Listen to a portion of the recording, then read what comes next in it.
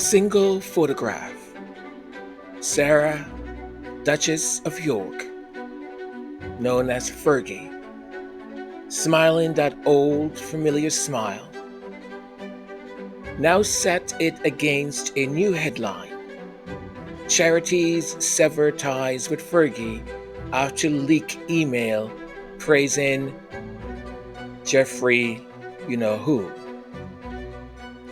Steadfast, generous, and supreme friend, in quotations. In the past 48 hours or so, the dominoes have fallen. Teenage Cancer Trust, the British Heart Foundation, Julia's House, and more.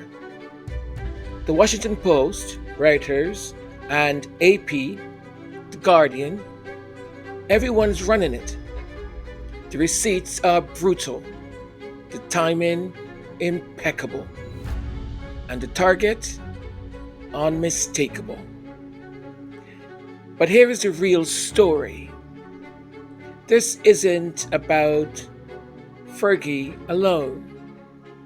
It is about the protection of the Crown's core assets and how, when the heat rises, the institution and its media partners pick a sacrifice and light the fuse.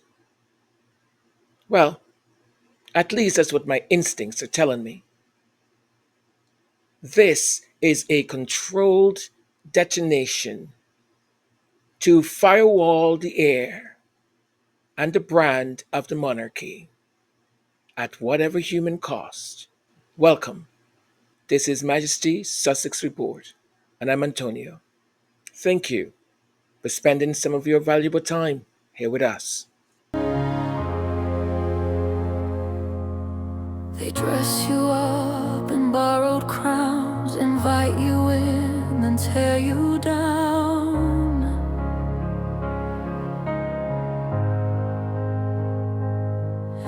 Smiles that fade when the lights go low, a shadow cast where you can't go. You gave your heart, you gave your name, but they just played a crueler game. Every door you tried to close, they left it open for the show. Sarah, can't you see? They were never gonna set you free. Every time you tried to belong, they turned your love into their song. Sarah, can't you see? You were more than what they let you be. Used and broken over and again. But this is not the way your story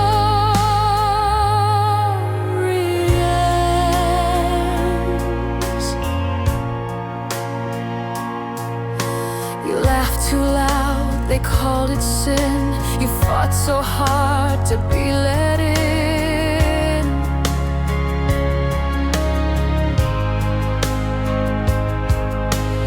Every smile was just a test, another weight upon your chest. We're going to tell you the story of Sarah Ferguson, Duchess of York, famously known as Fergie, and how she became the latest casualty in Britain's most sophisticated media protection racket. But this isn't really about Fergie at all.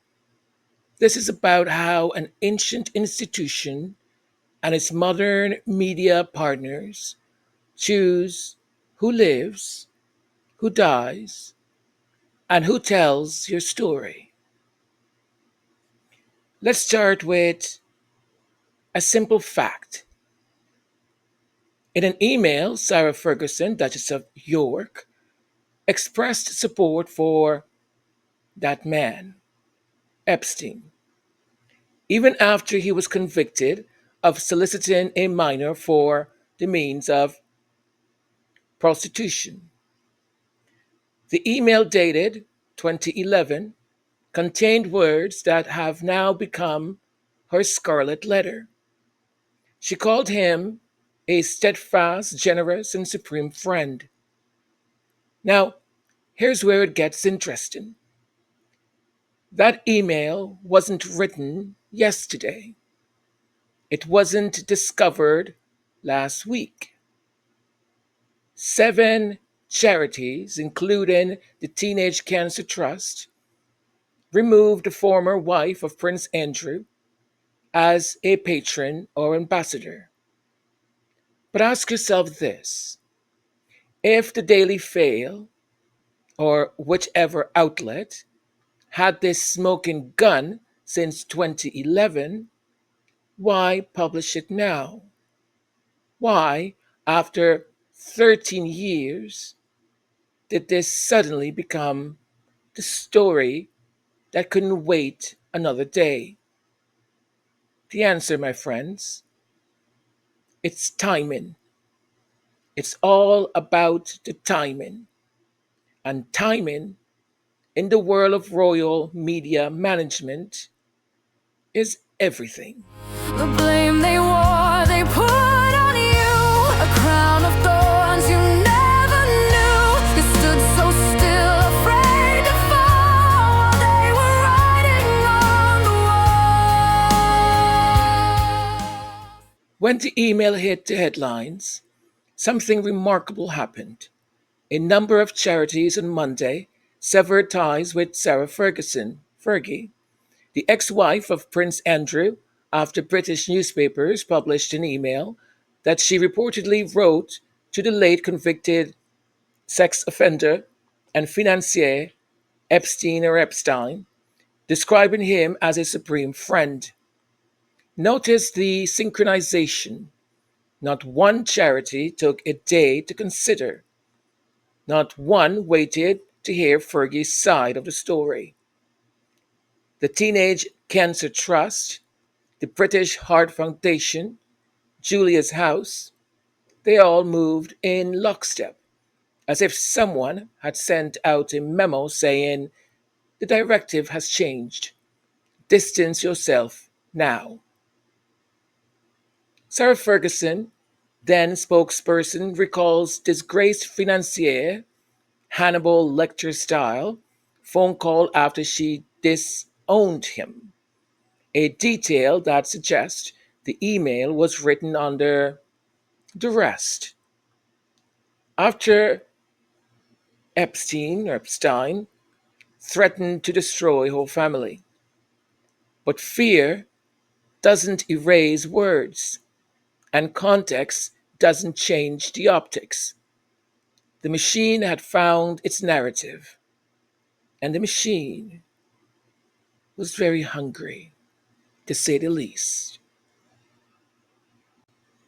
Now, let me show you how this protection system really works, because the Fergie story is just the latest example of a much larger pattern.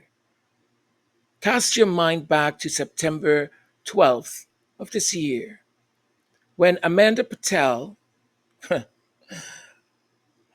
oh boy, of the Daily Fail published a, well, not so nice piece on the whales, titled William and Kate Have Become the Prince and Princess of Boring. Oh boy. She mocked him mercilessly, explicitly, contrasting their dull public appearances with Prince Harry's joyous moments during his recent visit to London and Ukraine. But something extraordinary happened 4 days later. The same Amanda Platell published another piece. In quotes, I'm so disgusted with myself for the cruel thing I said about Kate. I'm choking on my words now, and I know the truth.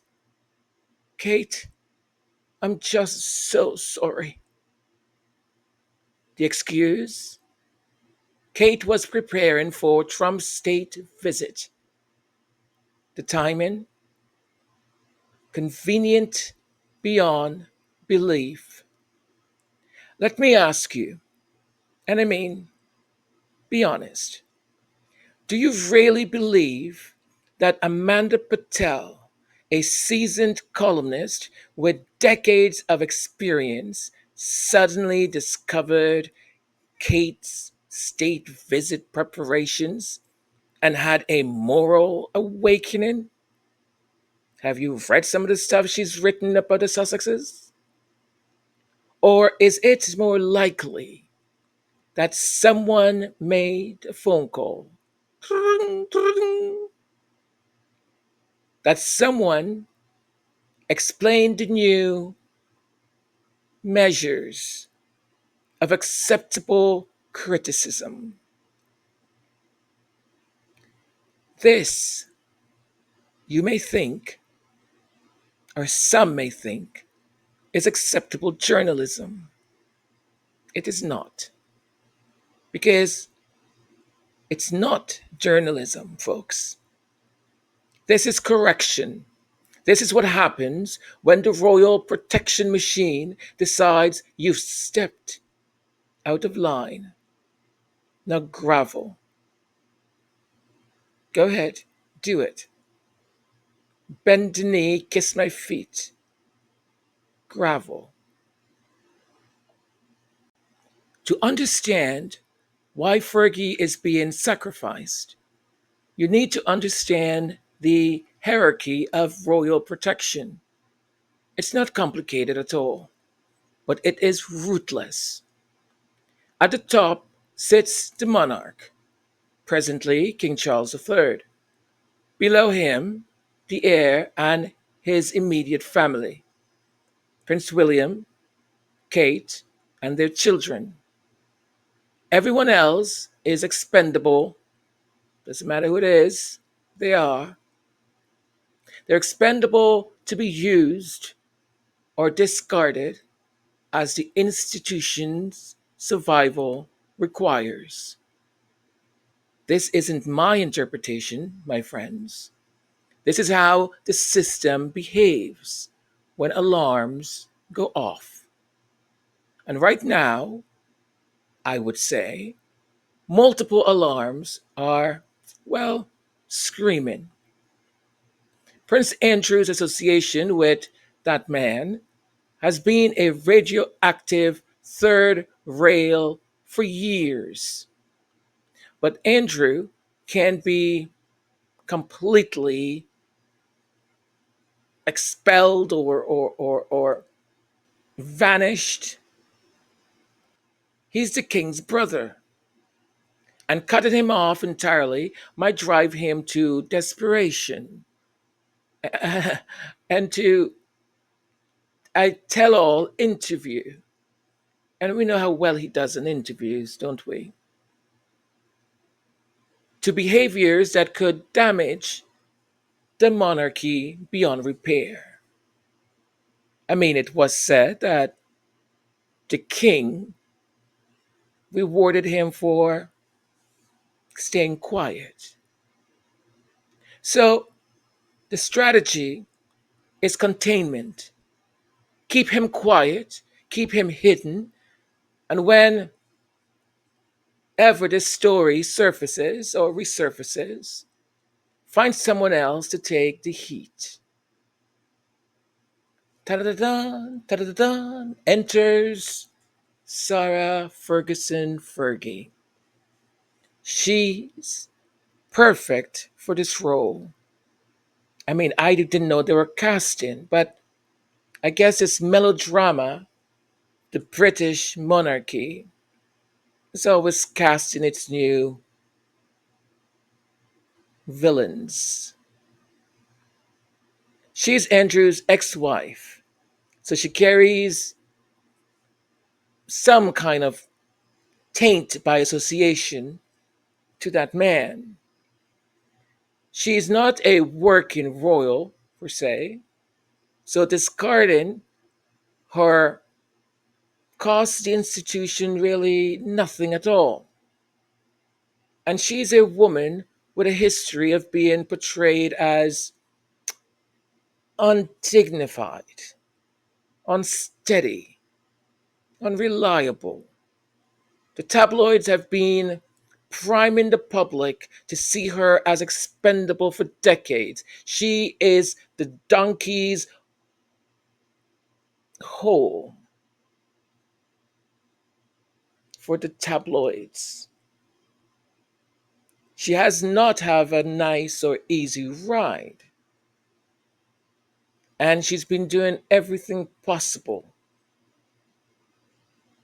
to claw her way back somehow into the fold, into being accepted. Hmm. But here's an uncomfortable truth that we need to face. This system works because we participate in it. Every time we click on a headline about Fergie's shame, instead of why isn't Prince Andrew facing more scrutiny, we become complicit in the protection racket. The British public, and by extension, the global audience that consumes royal content, has been trained to accept these carefully orchestrated distractions. We've been conditioned to focus our outrage on the expendable figures rather than the protected class. They remain pristine. Look at the coverage patterns. Just let's go back a little bit here. Jimmy Savile, the BBC presenter who essayed abuse hundreds of children, had letters from royals, attended palace parties, advised on royal household matters. After his death, when his crimes came to light, did we see the same frenzy to examine the royal connections? Did charities sever ties with royals who had associated with him? Well, of course not. Savile was already dead, the perfect scapegoat who couldn't implicate anyone else. There is a famous, if the word famous was loosely applied, to a royal commentator. I would suggest her first name is Angela. You figure the rest. In an interview, an interviewer asked her, you knew. Why did you not report him? She said, you can't turn this around and put the blame on me. He was a powerful man. You can't put the blame on me. And no one has put the blame on her. She still lives to use her pen, to use her tongue, to drag down the Sussexes, to invent stories, to create caricatures of the Duchess of Sussex, Meghan, and to suggest that she knows Prince Harry more than his wife, and she cares for his well being. She knew, and she did nothing, and she still lives to write and to speak ill of despair. But to see Fergie, well, she's alive, she made a mistake, and she can observe the public righteous anger, while the real questions about institutional judgment and systemic failures get buried under the avalanche of her personal disgrace. Because why not? We have been conditioned to see her as a buffoon and nothing else.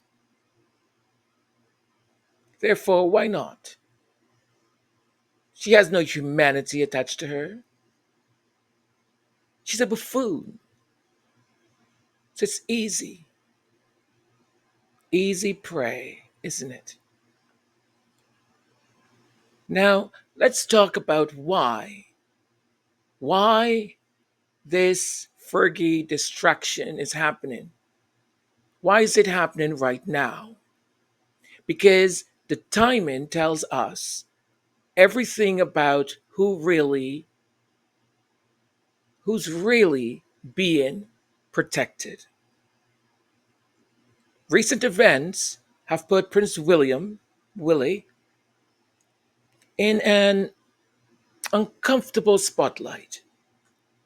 Prince Andrew took the opportunity to try and, coax Prince William into a conversation at the Duchess of Kent funeral. I mean, the images are there, the photos are there. But the exchange was pretty frosty, it seemed, with William reportedly furious and feeling ambushed by Andrew's presence standing next to him. The optics were terrible for William, absolutely terrible. There he was, the future king, photographed in proximity to his disgraced uncle at a moment when he couldn't control the narrative. Willie believes his father is letting sentiment destroy credibility. Willie wants Andrew gone for good, or so they tell us. But Charles still sees a brother. That's the rift threatening to tear the palace apart. So, what happens when the heir to the throne, carefully managed image, faces potential damage? The machine activates. Suddenly, we're not talking about William's discomfort at being photographed near Andrew. Instead, we're talking about Fergie's email. The conversation shifts from why is the future king still appearing at events with Andrew to isn't it terrible what Fergie did? Absolutely terrible. So, this brings us to a darker pattern that runs through decades of royal media management: the systematic sacrifice of women who can absorb public outrage and protect the institutional core. Princess Margaret, painted as a party loving drain on public resources, Princess Diana, branded a loose cannon by palace sources until her tragic death transformed her into an untouchable saint. Not always, though. Her own son, we know what he said about her. This is the son, the future king. Sarah Ferguson herself, targeted repeatedly over the decades as a freeloading Fergie. Even called her names that I decided not to repeat here. None of them kind, none of them showed her as a human being, but rather dehumanized her. And let's not forget the Duchess of Sussex, Meghan, subjected to 8 years, yes, 8 years, believe it or not. A campaign of character assassination that served to build up William and Kate by contrast. These aren't coincidences, my friends. They're strategy.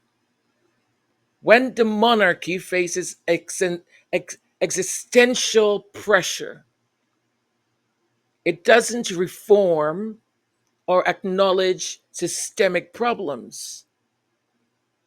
That's why that whole report on bullying will never see the light of day. Never.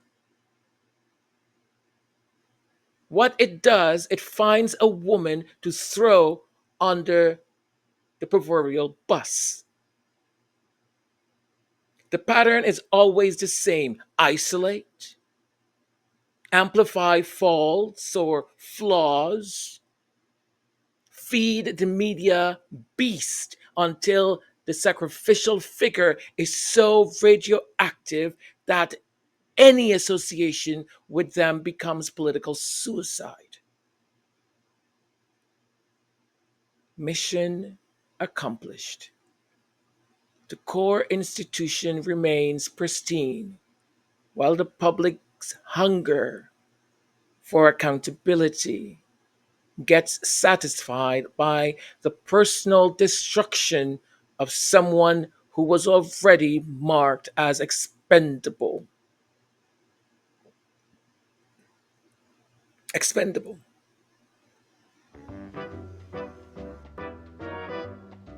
Once again, thank you for being here. Every time you watch, comment, or share, it means more than you know. I pour my heart into this work because I believe in it. And clearly, if you're here, something brought you too, and it's not my pretty face. If you haven't subscribed yet, this is your moment. Click that button. It's free, and it makes a real difference. And hit the notification bell so you will be one of the first people to be notified when something new and meaningful goes up. If you feel moved by what we're building, consider going a step further. There's a Buy Me a Coffee link and a membership option if you'd like to help us keep this going strong.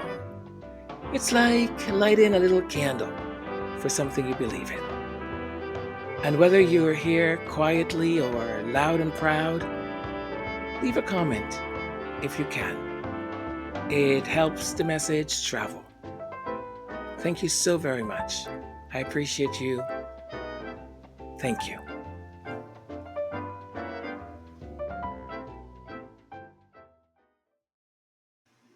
To understand how this all works mechanically, you need to understand the Royal Rota system. This is a pool of accredited journalists, and I use the word journalist very lightly. There might be journalists by degree or education or something, but they don't truly practice journalism. So, I digress, and I must say allegedly. So, this pool of accredited journalists who get official access to royal events in exchange for this privileged access, they agree to certain rules, certain boundaries, certain understandings about what gets covered and how.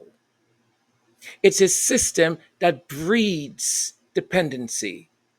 The press needs the access to sell papers and generate clicks.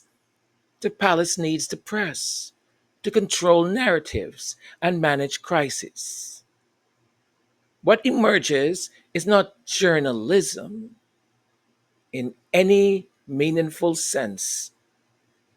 It's a protection racket with press credentials. When the palace wants to protect someone, favorable stories appear across multiple outlets simultaneously.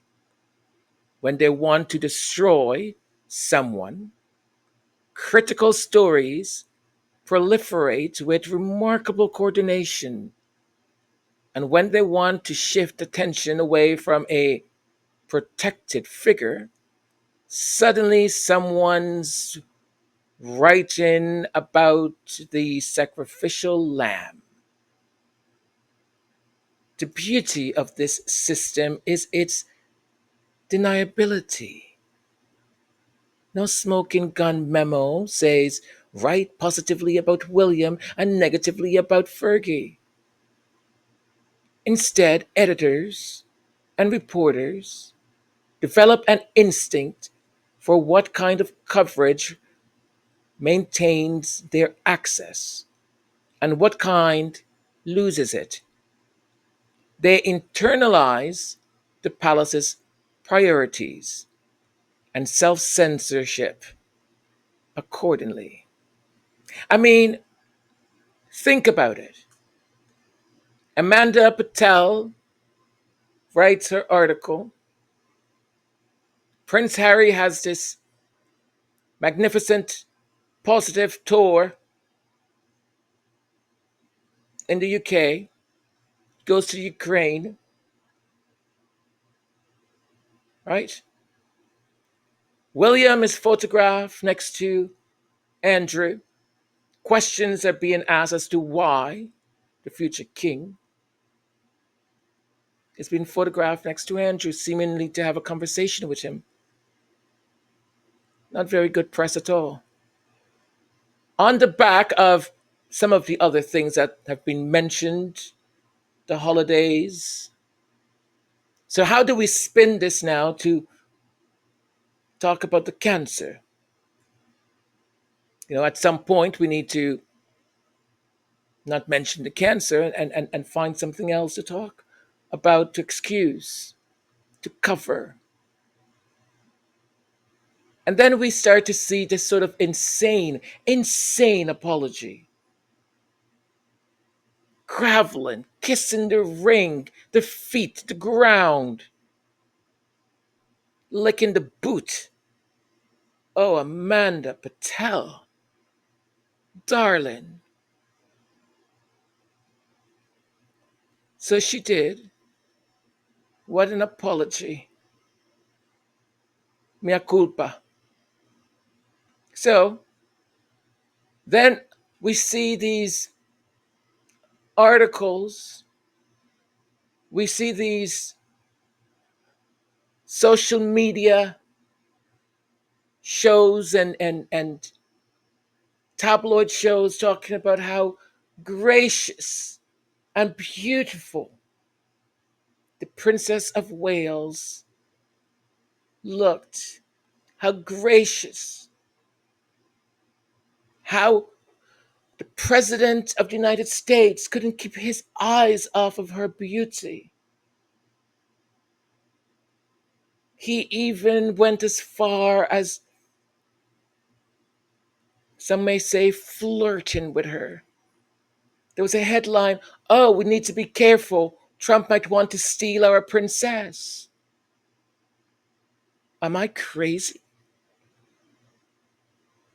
Like, it was absolute insanity. But the machine went into action. But then it had to really hit hard, because not all coverage about the visit of the President of the United States was favorable.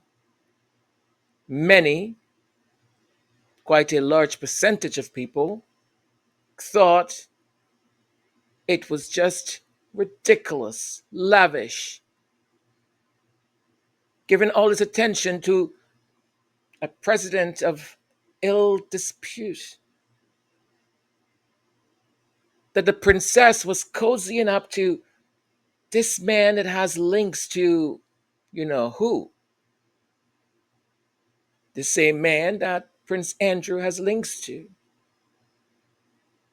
And here it is, the princess is cozying up to this man. it didn't look very good still. So the big guns had to come out, and a sacrificial lamb had to be offered. Let's examine how this same machinery operates against Prince Harry and Meghan, the Duke and Duchess of Sussex, because their treatment provides the perfect case study for understanding the Fergie situation. For 8 years, Harry and Meghan were subjected and are subjected to relentless negative coverage. Stories about Meghan's supposed demands, her bullying, Harry's alleged instability, their betrayal of the family, all fed by anonymous palace source. Oh, they were rude to the Queen. She was disappointed in them. Oh, well, they drove her to her grave, I guess. All designed to build up Willie and Kate by contrast. You know, Willie has got a problem, a real problem. But that's for another episode. The strategy was simple. Willie is duty bound. Harry is reckless. Kate is gracious. That Meghan is difficult. The heir household is stable. The Spears household is chaotic. They're losing staff. People are leaving. Every negative story about the Sussexes served to reinforce the narrative that Willie and Kitty Cat represented the monarchy's stable future. Stability. Really? When Harry and Meghan finally left royal duties, they're still royal. They just left royal duties. They're still part of the royal family. Just making that clear for some people. And spoke publicly about their experiences. The machine went into overdrive. I mean, it almost broke. Their interview with Oprah Winfrey was met with a coordinated response that painted them as untrustworthy, vengeful, ungrateful. The message was clear. This is what happens when you break the protection racket rules. But here's what's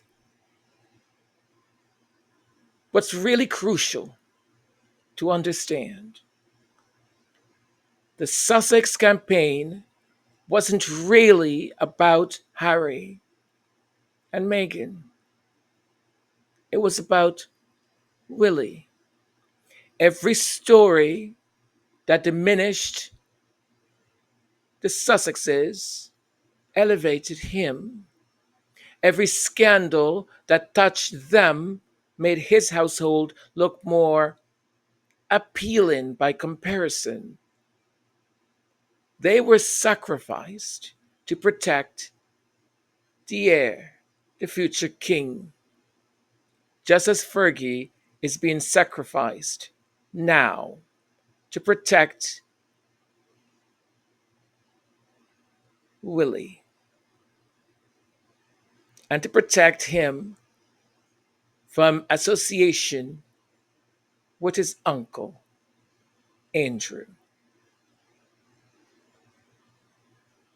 What makes this protection racket particularly insidious is how local British media manipulation becomes global narrative. When the Daily Fail publishes a story about Fergie's shame, it gets picked up by outlets worldwide. The Washington Post, Reuters, NBC News, PBS, and international outlets all covered the Fergie email story, turning a strategically timed British leak into a global narrative.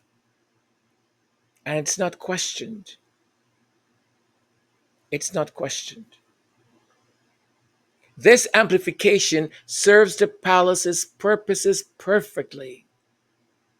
The further the story spreads, the more it accomplishes its goal of distracting from more serious questions about royal judgment and institutional accountability.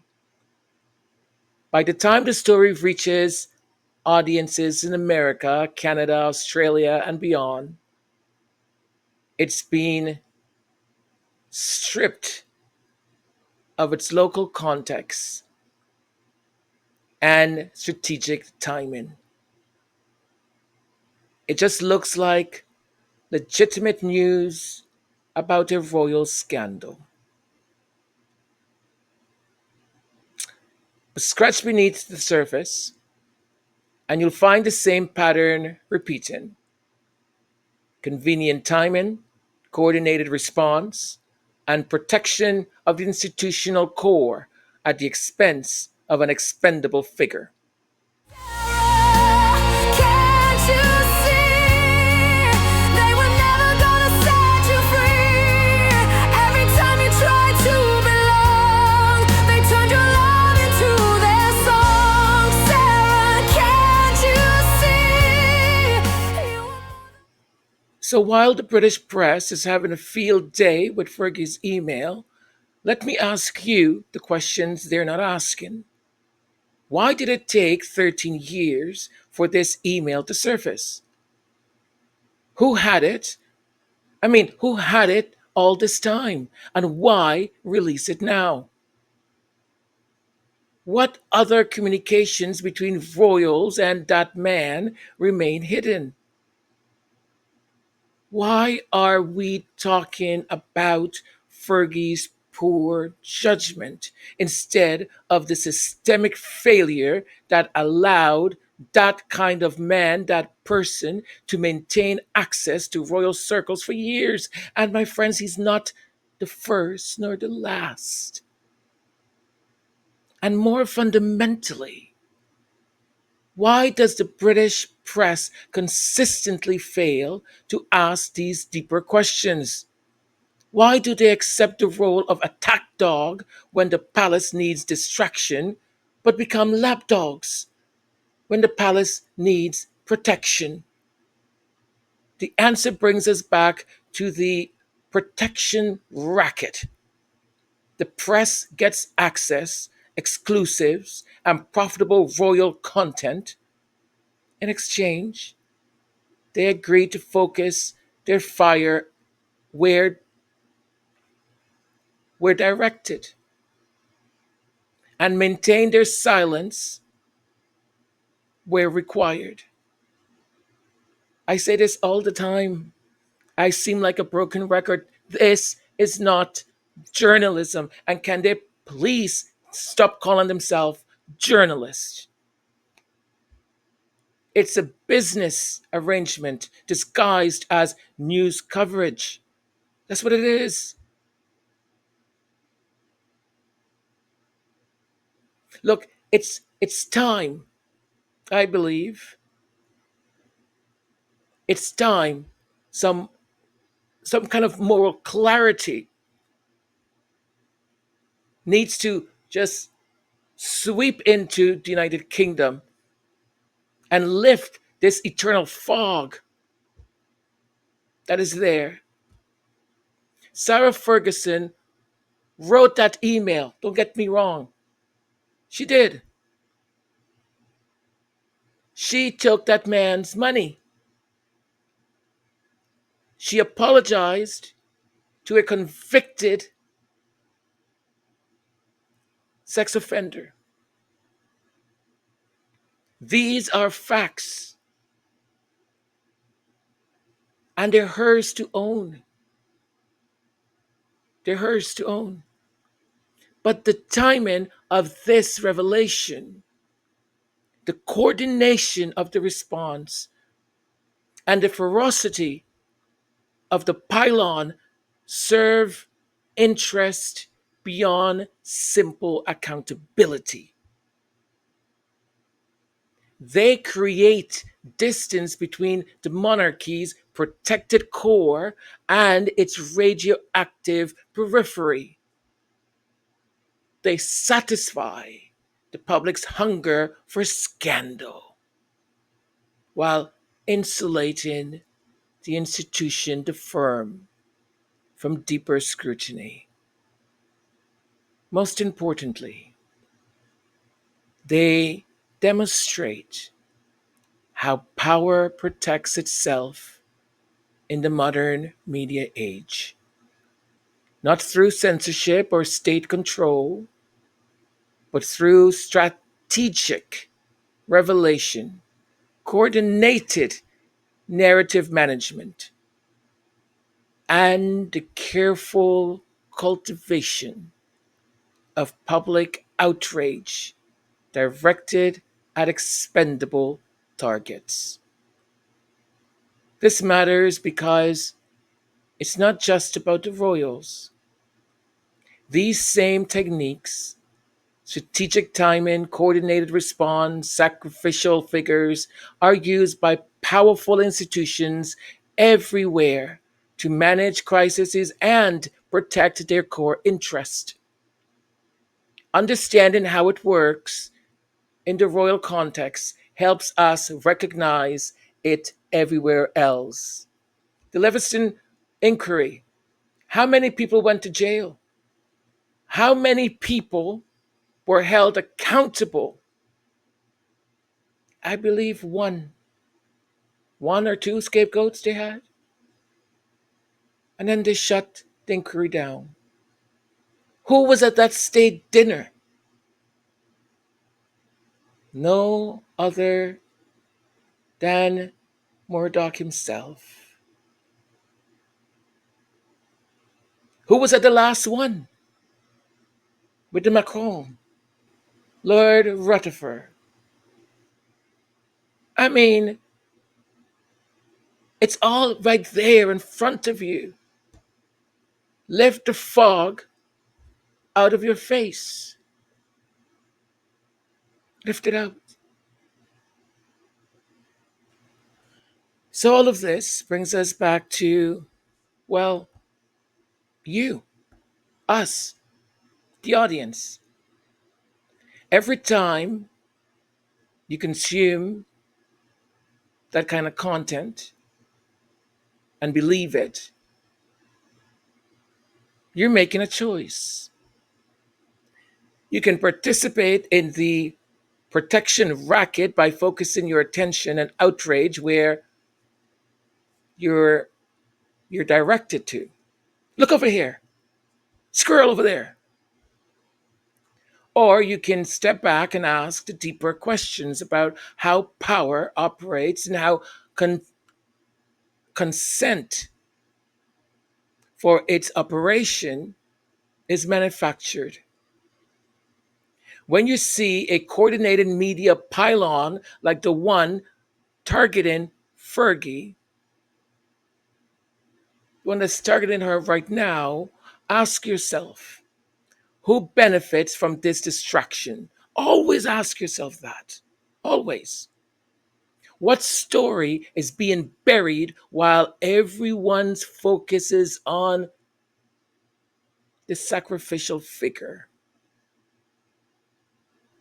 Who remains protected while someone else burns? I mean, this goes for everything. Think about the pylon of news, one after another, regarding the administration presently occupying the White House. Outrage, outrage, outrage, outrage, outrage. Your head starts to spin. You don't know where to look. It's all done on purpose. Because the real damage, the real stealing, the real corruption, the real dismantling of democracy as we know it is happening while you're distracted with the right. These are the questions that transform you, us, from a passive consumer of royal content into an active critic of power structures. They're the questions that the protection racket desperately doesn't want any of us, doesn't want you to be asking. Be critical. Be critical. As we look forward, the signs suggest this protection system will only intensify. Willie's, oh Lord, his eventual accession to the throne depends on maintaining his image as the stable, responsible alternative to the chaos that supposedly surrounds everyone else. That means more sacrificial figures, more strategic distractions, and more coordinated campaigns to build him up by tearing others down because we know he is far from stable. We know that all of this distraction and the protection of his, well, in public, it's still his wife, is to keep the public buying into this fantasy. The Fergie email is just the beginning. As the Andrew situation becomes increasingly unattainable, expect more revelations timed to maximum deflection effect. Expect more distant relatives and former associates to find themselves under sudden scrutiny. I mean, I would suggest, advise Eugenie and Beatrice, be mindful, my dears. Expect more Amanda Platell style corrections when coverage strays too close to the protected core. And expect the same techniques to be deployed against anyone who threatens the carefully constructed narrative of Willie as the monarchy's salvation. I mean, they've been writing articles back forth and center about how much he's going to change the monarchy. He's going to simplify it. In other words, he can't wait for his father to be dead. Hurry up. And then they make a fuss about the Duke of Sussex just making the most logical statement. I don't know how long my father has.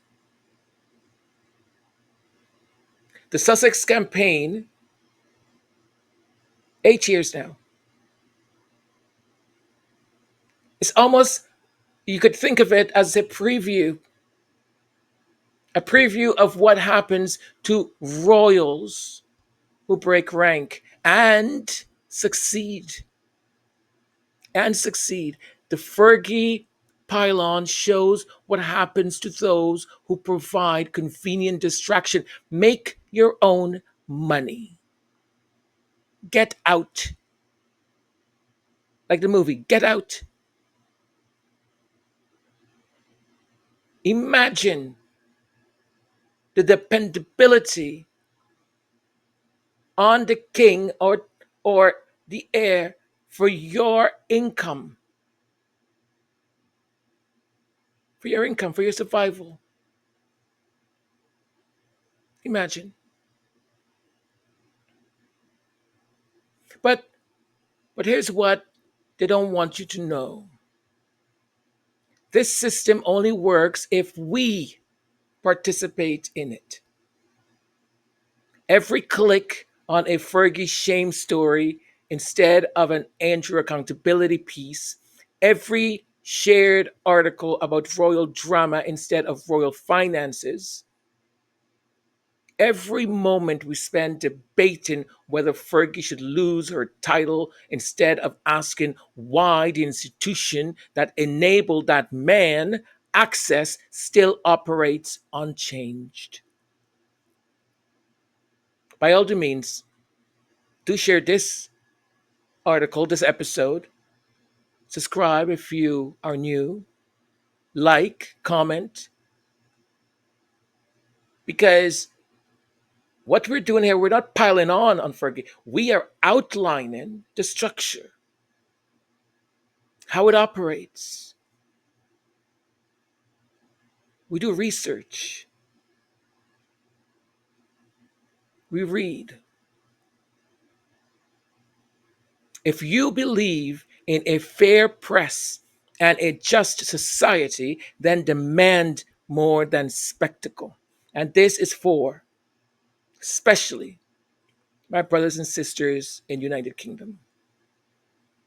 And for anyone else listening to this, watching this, in your country where they just copy and paste whatever is out of the UK, from the Daily Fail to the Mirror to the Telegraph to all of them, the Sun, just because it has royal reporter or royal correspondent next to the name, and just paste it into your newspapers, into your television entertainment shows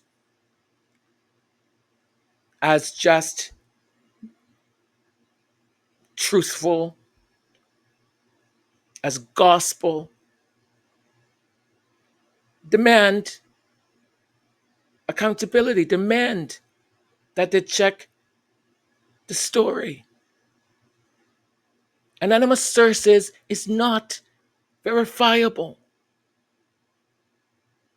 Demand transparency in how the Royal Rota operates.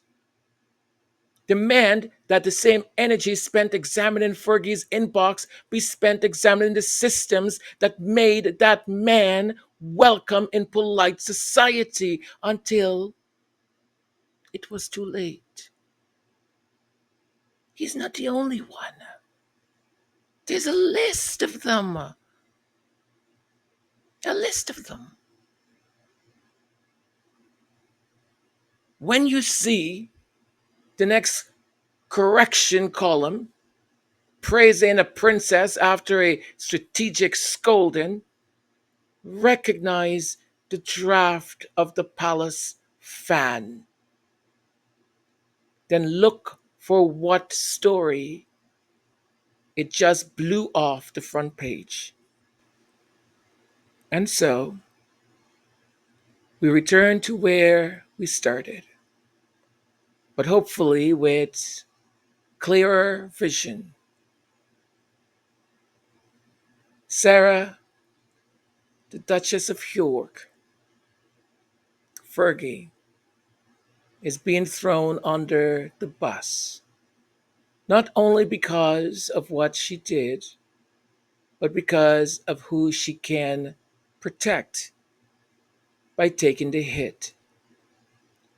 The leak was timely, the fury was useful, the lesson is old. The firm survives by keeping the spotlight off the sanctum and on the scapegoat. And if you listen carefully to the coordinated chorus of condemnation, you'll hear the whisper beneath it all. Look there, not here. Over there, not here. Oh, what is that? Not here. But now that you know better, as my great mentor would say, when you know better, you should do better. I believe that's Maya Angelou. Now you can choose to look where they don't want you to look. ask the questions they don't want you to ask, and demand the accountability they desperately want to avoid. The protection racket only works in darkness. The moment we shine light on how it operates, it begins to lose its power. That's why they're so desperate to keep us distracted by the latest sacrifice. Don't let them. Don't let them.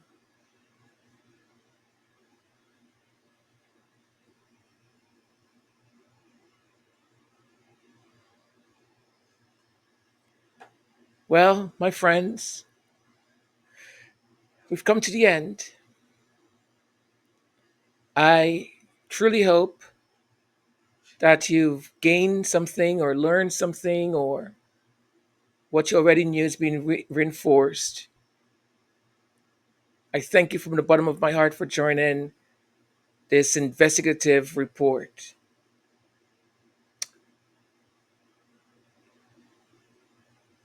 If you're new around here, the first time clicking on Majesty Sussex report, thank you.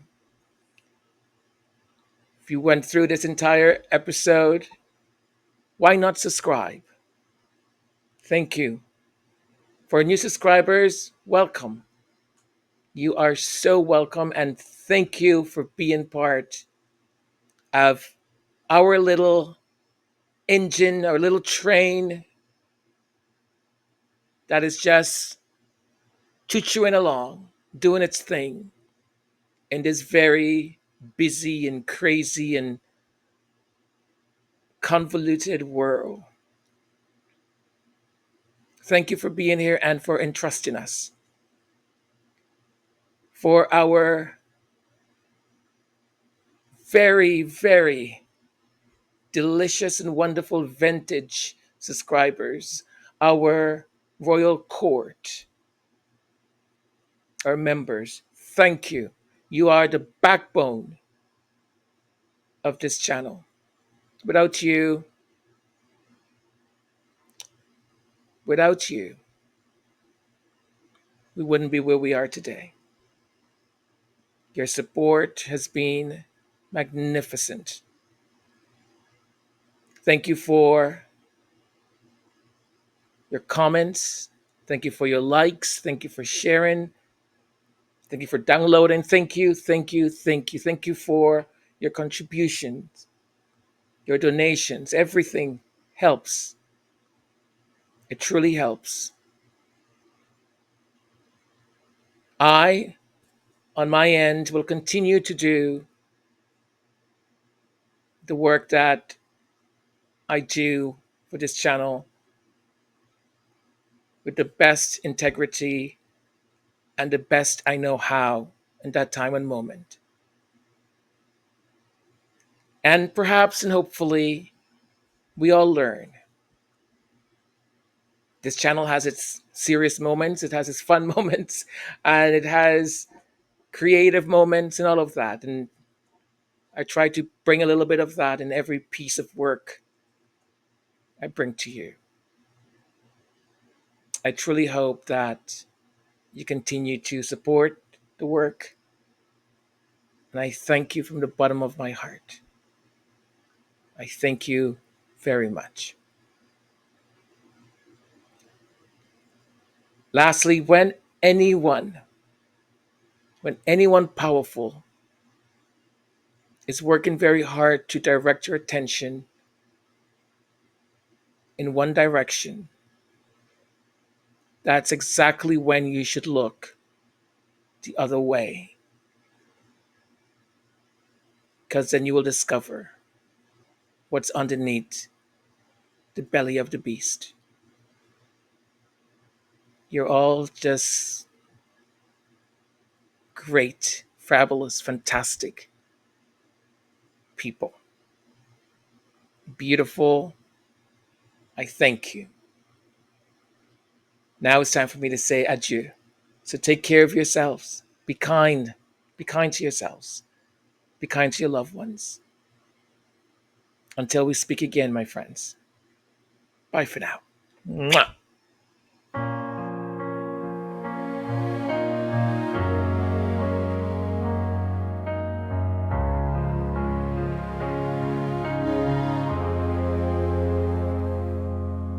They dress you up in borrowed crowns, invite you in, then tear you down.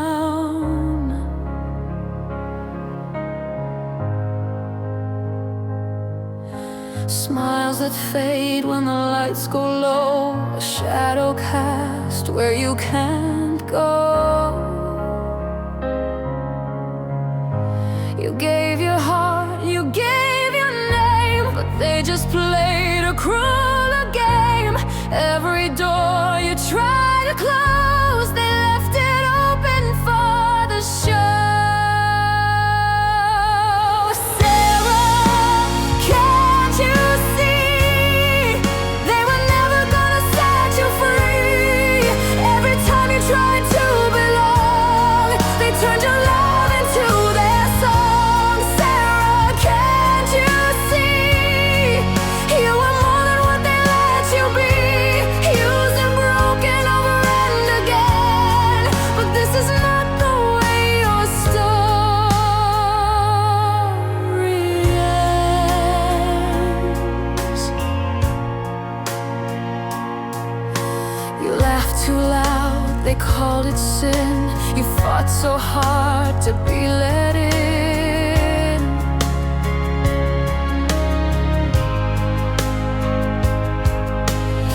Every smile was just a test, another weight upon your chest.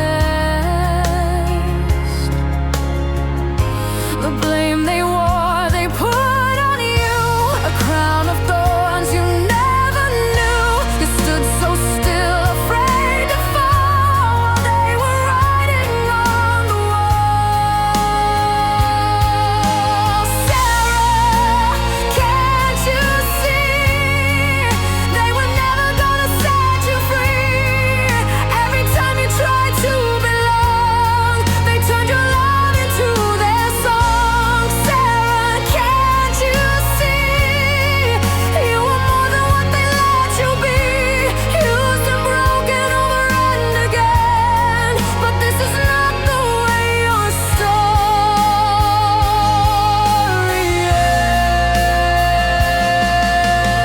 ends. One day the mirror speaks the truth. The eyes don't lie, they carry proof. You've been the fire they tried to hide, the one they fear but can't deny.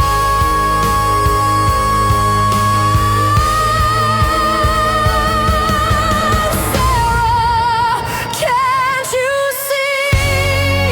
You were always meant for more than grief. Every scar's a crown you wear. Every fall just proves you care. Sarah, now you see. You don't need that false decree. Walk away, let the story bend. This is not the way your story